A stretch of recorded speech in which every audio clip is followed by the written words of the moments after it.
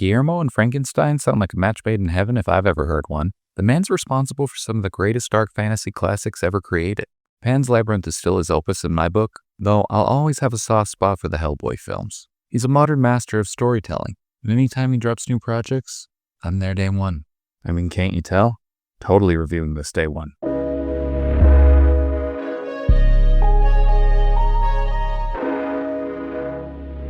You probably already know the broad strokes of Frankenstein.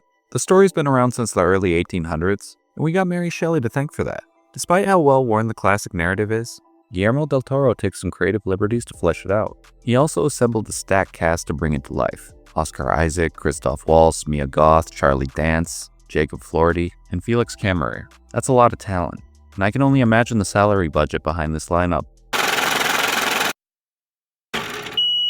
This is a period movie, and I have a love-hate relationship with those. I love them because they're more often grand at scale, with incredible set design, but they sometimes adopt a way of speaking that, while thematic, is, well, boring. It's just boring. It puts me to sleep. I'm looking at the witch when I say that. Whether were you and Caleb this morning? How could you disappear? And thee? I told thee to keep watch of Jonas and Mercy. I was, and I bade them help me and they paid me no mind. That's not the case with this movie, and I think most of the credit for this movie being as good as it is goes to Oscar Isaac and Jacob Flaherty as our leads, Victor Frankenstein and Frankenstein's monster. This film is first and foremost about humanity. The story unfolds through two perspectives, Victor's and the so-called monsters. And I say so-called because really, who's the monster here? Is it the being who had life forced upon them, unwanted and misunderstood? Or is it the man who imposed that existence in the first place? Who knows? Victor may or may not be a slimy, selfish bastard in this movie, and I was surprised to see that. Every interpretation I've seen of Victor Frankenstein up until this point paints him as a father-like figure, which is where I thought the movie was going until Oscar Isaac started showing some of Victor's less than becoming qualities. He's an asshole. Also, Jacob Flaherty is the best version of Frankenstein's monster we've had put on screen. His character touches on something I don't think is discussed as much as it should be. That is how death is a big part of what makes life special. Everyone has thought about living forever at some point, but have you ever really stopped to consider what that would mean?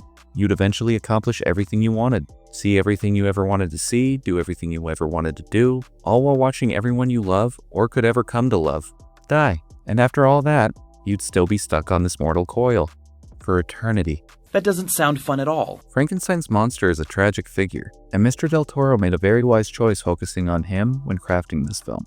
Also, if I can circle back to the set design, That look good!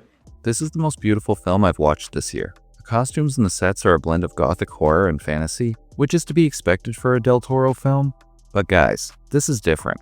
Everything feels almost dreamlike, fitting seamlessly into this world of haunting Victorian elegance. I'm not typically the guy to point out how well dressed everyone is, but I can't help myself being like, God damn, look at that dress, look at that petticoat, and the color on that thing. Fabulous.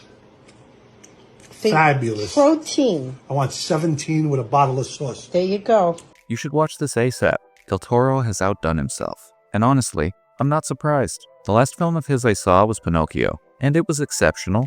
At this point, I wanted to go through every classic fairy tale and horror story to put his own personal twist on it. I'll watch him recreate anything. The man is a master, and I can't wait to see what he does next. But until then, that's it for me. And as always, thank you for your time.